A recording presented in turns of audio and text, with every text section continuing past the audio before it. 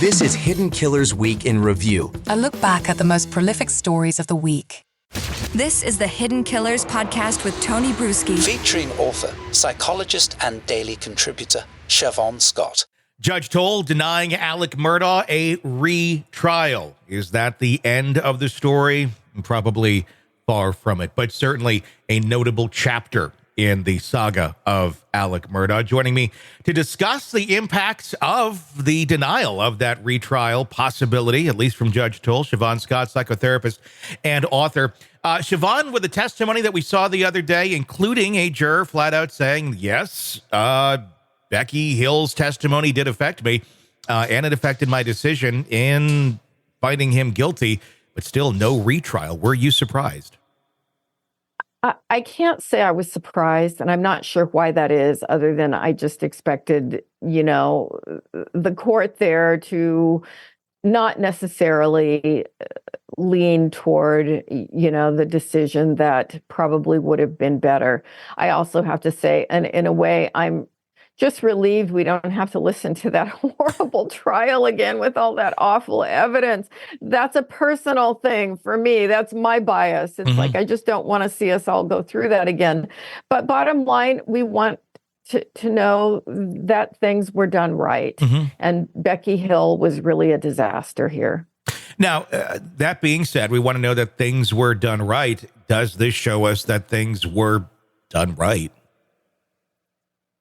Incredibly unprofessional. Yeah. And I think that jurors are always influenced by things in the environment and their own prejudices and biases that they're not even consciously aware of. We know that that's true all the time for people. We may think we're not being influenced by something, but we are being influenced by it beneath our conscious awareness. And it's, I think, rather remarkable that that juror was able to be honest and recognize that they did have, there was an influence there. Did Judge Toll set a bar that was really unreachable for anybody? One of the stipulations was there had to be intent, essentially, from Becky Hill to try and influence the jurors. Of course, Becky Hill is going to say, I did not intend to do that. There's no way we were going to hear her turn around and say something like that. Intent, though, doesn't really matter if it has that sort of an effect. That's why I thought this was a really weird thing to say, or a really weird bar to put on something of, well, what was her intent? What does it matter? I mean, if you go and drive through a crowd of people because you're on your cell phone, you didn't intend to do it, but you did it, so the effects were there. You don't just dismiss someone who does something like that because they didn't intend to do it. Right, exactly. So it was not based upon any kind of psychological insight about how this would influence people and looking at the deeper layers here. So, it didn't surprise me that the judge did this, but I don't think it was the right decision, unfortunately. How much of that do we have in our court system where judges, I mean, they're judges, they're not psychologists, they're oftentimes former attorneys and lawyers and all of that, but they don't have the psychological insight that I think many of us would say is the key part to doing the job. Is that something where maybe, I don't know what would change or how to change anything like that, but should that be more of a requirement of the job to have some sort of insight into these areas rather than just kind of, someone's backwoods Southern gut opinion on what they think should be done and how things should be done here in these parts, y'all? Yeah, you nailed it, really. I have long been an advocate that judges who are involved, which are thousands, involved in child custody cases need to be educated about more about the psychology of the dynamics of what children need and what works best for children. And there are judges who take it upon themselves to study those things and try to do the right thing. But so many times we have a bias toward, 50-50 custody. And one of the parents is truly unwell, if not dangerous. And the kids are, put in that person's custody half the time. And it's glaring, I think, to clinicians that sometimes this is not safe. It's not in the best interest of the children. And, again, our system doesn't seem to work very efficiently in that regard.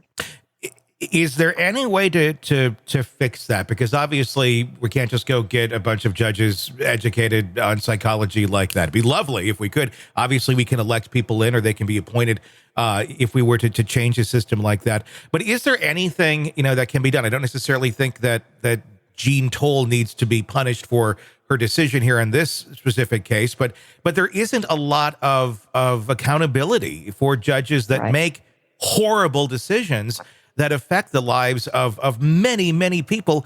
I would argue sometimes more so than some of the people who come through their own courtrooms that they're trying to decide cases on. Yeah. I honestly do not know how to fix it. It seems like it's a national problem. It's huge.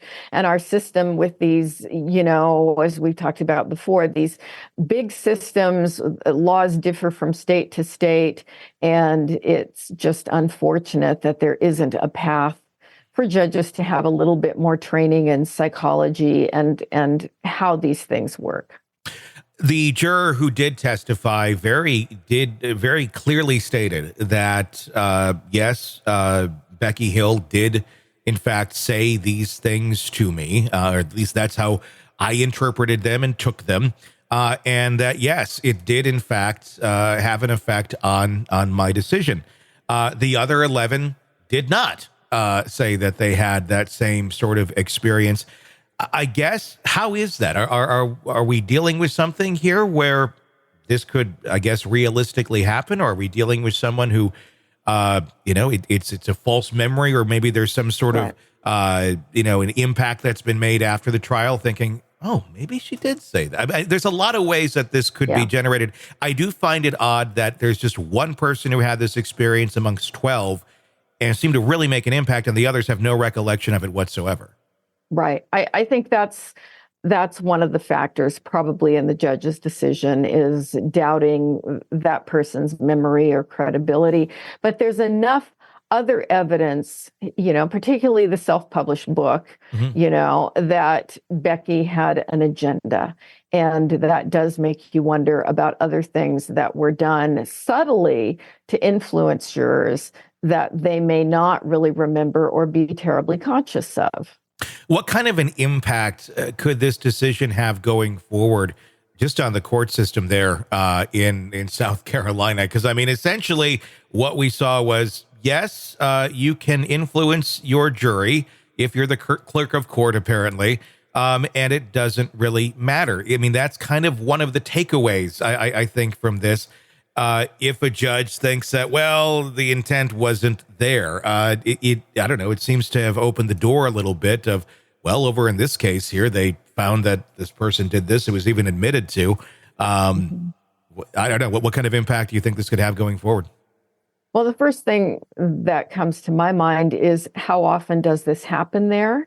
And is it just part of the culture? And it's never addressed because most cases are not so high profile. But it wouldn't surprise me that this is just kind of the way they do it down there. It's very loose. Yeah. And it's just more par for the course of, well, we recognized it, and this is how we do things here. Exactly. Exactly. Sick of the ads? We are too. Start listening with no commercials now and get access to all of our episodes in advance of everyone else. Become a True Crime Today Premium Plus subscriber on Apple Podcasts. Search True Crime Today Premium Plus on Apple Podcasts, or go to our podcast page and sign up now. True Crime Today Premium Plus. Sign up now.